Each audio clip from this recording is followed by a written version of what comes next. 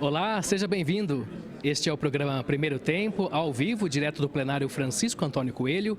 E nesta quinta-feira, 25 de agosto, nós temos como convidada a vereadora Raide Almeida, do PT. Vereadora, boa noite, é um prazer estar aqui com a senhora. Boa noite, Ricardo. Boa noite, todos, o Hermeson, que está aqui, o cinegrafista. Boa noite às pessoas que estão nos ouvindo nessa entrevista. E nós muito obrigado por esse momento de falar um pouco sobre as coisas que nós temos discutido nesta casa. Esta é a oportunidade de a gente repercutir muitas das falas da vereadora aqui na tribuna. A vereadora tem se manifestado em relação ao funcionalismo, aos problemas da cidade. A gente começa falando, vereadora, de um ponto que a senhora tem chamado bastante atenção, que é a desocupação ou então a paralisação de serviços públicos em diversos espaços da cidade. A exemplo do Aquário Municipal, do Museu da Água, do Observatório Astronômico, da Pinacoteca. O que a senhora tem observado na atual gestão da cidade? Olha, sinceramente, nós temos acompanhado essa administração nessa gestão e nós temos visto que tem um problema sério do ponto de vista das políticas públicas em alguns segmentos. Nós temos problemas da ausência de uma política pública para a cultura. E aí a gente, todas as discussões que nós fizemos, todos os enfrentamentos que nós fizemos com relação ao fechamento da Pinacoteca e a forma como está armazenado o acervo da Pinacoteca, uma obra sobrepondo a outra no Engenho Central. Nós temos o fechamento da biblioteca que está em curso, a grande, aí pelo menos previsto o fechamento da biblioteca aí nos próximos tempos. Nós temos, infelizmente, o fechamento do observatório, nós temos o fechamento do Museu da Água, nós temos o fechamento do Aquário. Diz que vai fazer uma reforma no Museu da Água e no Aquário, mas é por tempo indeterminado que está fechado. Nós tivemos o fechamento também do albergue noturno, que criou uma série de problemas para aquelas pessoas que usavam o albergue para aquela população que nós chamamos dos trecheiros, que estão hoje meio aí sendo...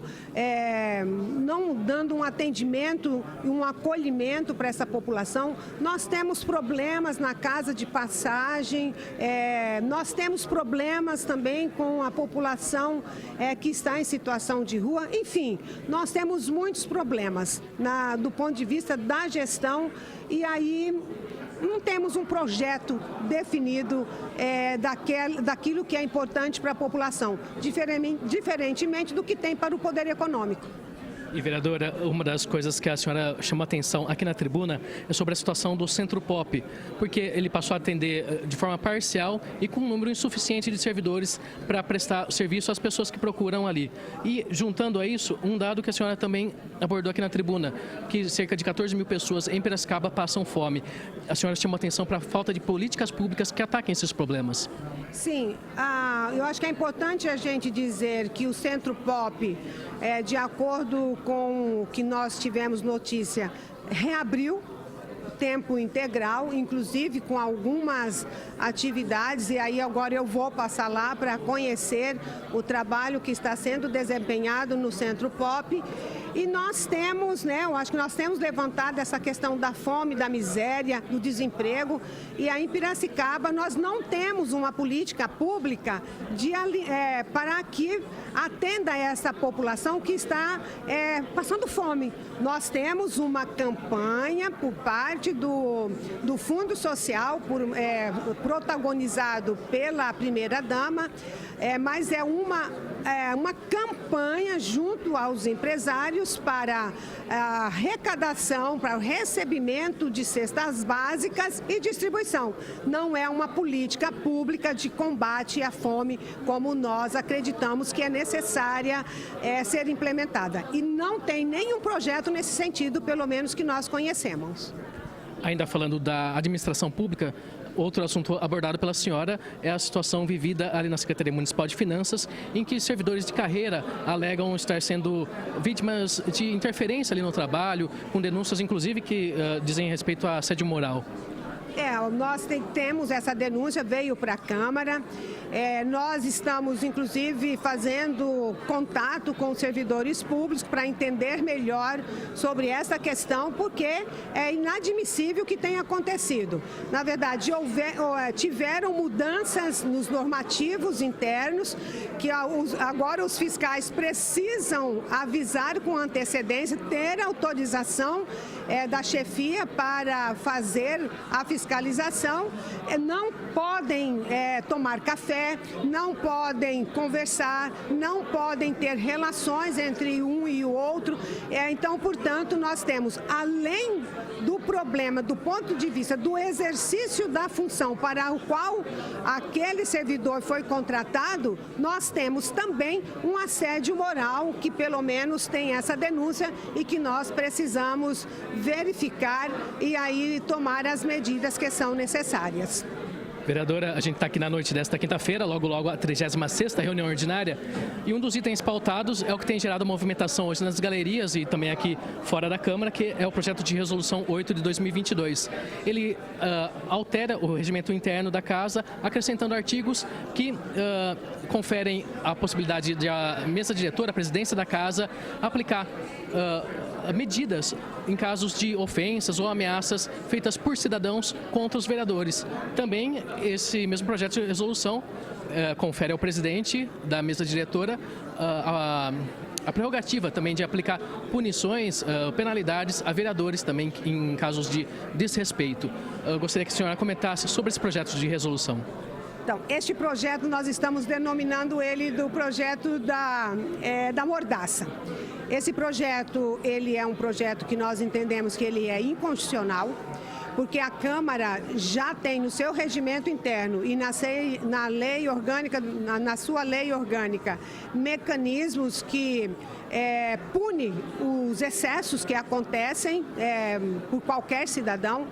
E esta lei, elaborada pela mesa diretora, nós entendemos que é uma lei que ela impede a participação popular, ela impede a participação das pessoas aqui no plenário, ela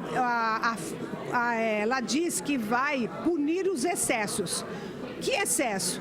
O excesso, por exemplo, é um megafone que utiliza, que faz um barulho, é o uso, por exemplo, de um carro de som, é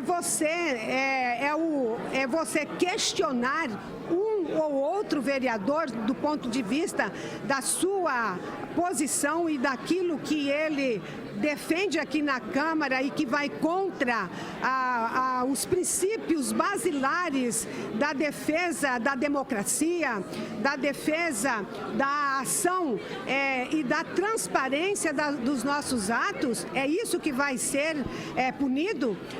A população que vem aqui acompanhar a sessão camarária, a votação de projetos e a manifestação, inclusive em alguns momentos, seja de palmas, seja de vaia, seja de elogio ou mesmo alguma frase que fala, isso não é um excesso.